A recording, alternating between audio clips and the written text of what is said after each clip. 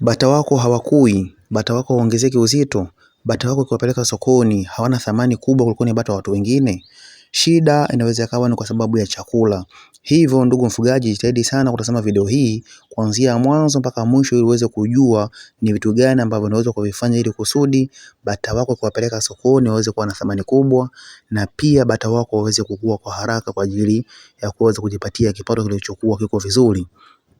Kuna makosa mbalimbali ambayo watu wengi sana wanayafanya, na hususan katika swala zima la lishe. Wafugaji wengi wanawapa bata wao vyakula bila kujua kama vyakula hivi vinawasaidia nini katika swala zima la bata. Kwa mfano, kama mtu anaweza kuwapa bata pumba za mahindi kila siku, mwaka mzima, miezi yote, bata wake wanakula pumba za mahindi tu. Na hiyo inapelekea bata wake kutokukua na kuanza kulalamika kwamba kwa nini bata wangu wanashindwa kukua, kwa nini bata wangu nikiwapeleka sokoni wanakuwa hawana thamani kubwa. Na kitu kingine, mtu anaamua kuwapa bata wake pumba au mashudu ya alizeti peke yake, au mtu mwingine anawapa bata wake majani, anakata majani peke yake. Na pia kuna mfugaji mwingine wa bata anawapa pumba lakini anasahau kuwapa maji kwa wakati. Hii inapelekea kwamba bata wake kutokukua vizuri na kuweza kulalamika. Kwa hiyo ndugu mfugaji wa bata, jitahidi sana kuweza kufanya mambo haya ambayo yatakupelekea wewe kuweza kupata thamani kubwa na mnyororo wa thamani wa bata wako kuweza kufanya vizuri. Moja kabisa, jitahidi sana katika swala zima la kuchanganya vyakula. Changanya vyakula ambavyo vinatija. Changanya vyakula ambavyo vinapelekea bata wako kuweza kukua na bata wako kuweza kunawiri, wanasema. Yaani bata wako wananawiri, wanakuwa katika mazingira kuwa mazuri.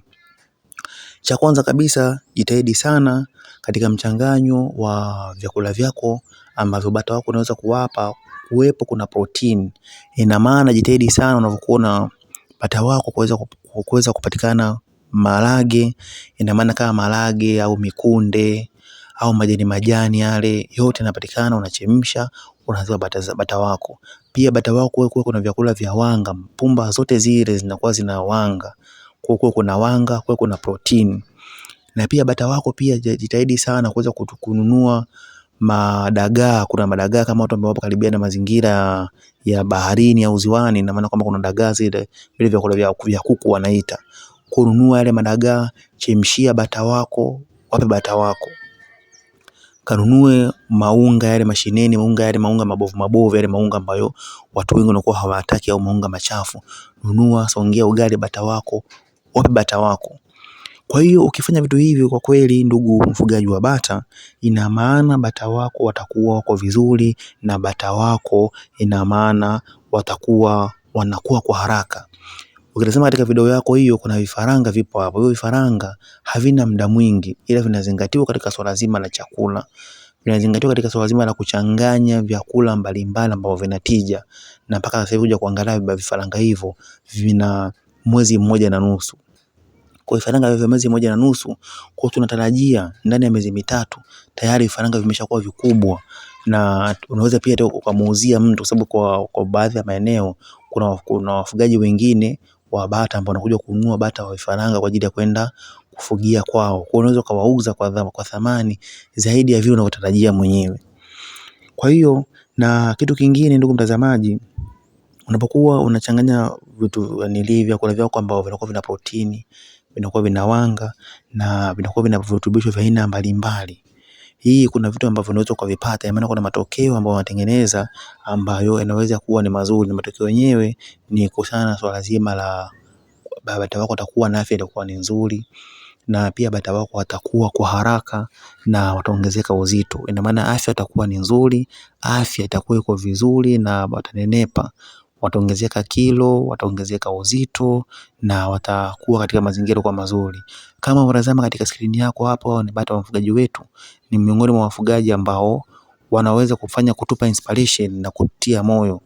Ina maana kwa bata huyo mmoja utamuuza kwa bei gani?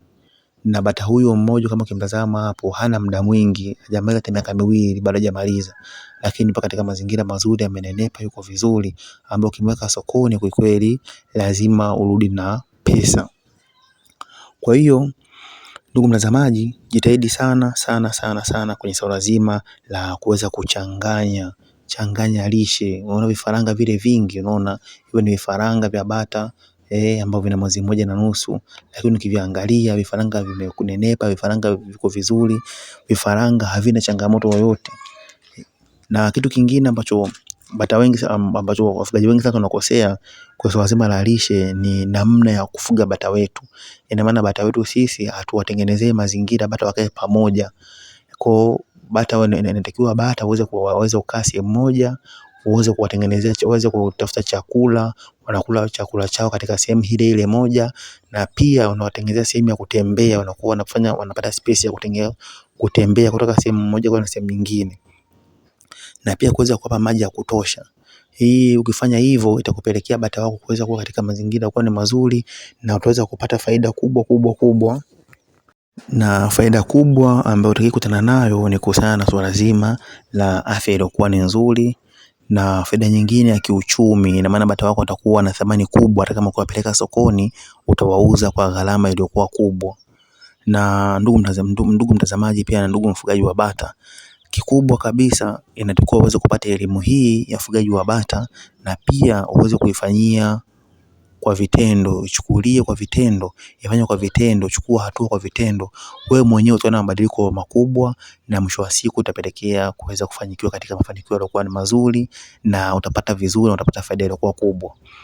Kwa hiyo ndugu mtazamaji, jitahidi sana unapokuwa bata wako wanakula vyakula, waweze kula vyakula ambavyo vimchanganyiko wa vyakula mbalimbali. Waweze kupata vyakula ambavyo viko bora, vyakula ambavyo vitapelekea bata wako kuweza kunenepa, na bata wako kuweza kuongezeka katika mazingira yaliokuwa yako mazuri. Na kitu kingine ndugu mtazamaji, ni kwenye mambo ya afya ya bata. Jitahidi sana kuweza kuchunguza bata wako ambaye unakuta amedhoofu, bata ambaye anasinzia, amekaa tu anasinzia, hali vizuri, analisha, anafanya nini. Huyo bata uweze mtenge bata huyo asichanganyikane na bata mwingine.